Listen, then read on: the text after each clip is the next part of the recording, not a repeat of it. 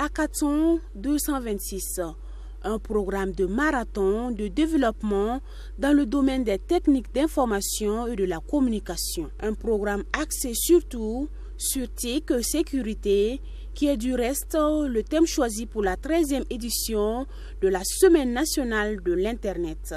Il s'agira pour les différents groupes participants de créer et de présenter un logiciel qui permet de sécuriser les données informatiques.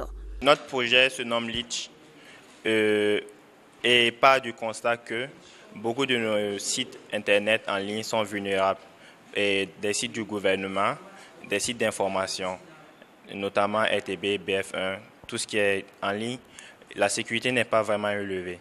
Donc nous avons décidé à partir de ce constat de créer une application web qui permet de mettre en relation plusieurs personnes. Ainsi, en temps réel, quand vous avez un problème en tant qu'informaticien ou ne serait-ce qu'un kidam en informatique, vous pouvez demander et on vous met en relation rapidement avec une personne qui a les compétences de par la communauté. Et en plus de cela, nous mettons en disposition des informaticiens un outil, un espace de pentest. C'est-à-dire on automatise les attaques sur le site et on va tester la robustesse du code. Donc ainsi, vous pouvez vous mettre dans la peau d'un hacker et attaquer et mettre à nu de peu votre site. Et ainsi, les failles, les vulnérabilités qui vont en sortir, il y aura des petits cours sur lesquels vous allez vous baser pour mieux sécuriser, pour pouvoir élever la sécurité de votre site. Hackathon 226 s'inscrit dans les activités de la Semaine nationale de l'Internet. La ministre en charge de l'économie numérique est passée féliciter les jeunes et les a encouragés à produire de beaux projets. Dans l'histoire du numérique, les ingénieurs les plus ingénieux ont toujours été des jeunes. Et comme je le disais tantôt aux jeunes, les hackers les plus nuisibles dans l'histoire du numérique ont toujours été des jeunes.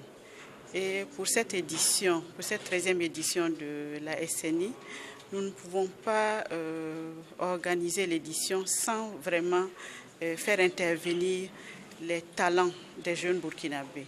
Donc il était tout à fait normal de créer des cadres pour leur permettre d'exprimer leurs talents. Et nous sommes à mi-parcours, mais les projets déjà dont on a pris connaissance sont promoteurs.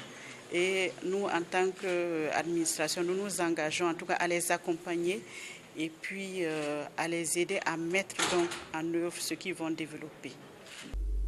8 groupes prennent part à cette compétition. Des groupes qui ont reçu le coaching de Keolid, un centre de formation et d'incubation des projets. Les 3 premiers de la compétition recevront leur prix à la Semaine nationale de l'Internet, prévue du 7 au 11 novembre 2017 à Ouagadougou.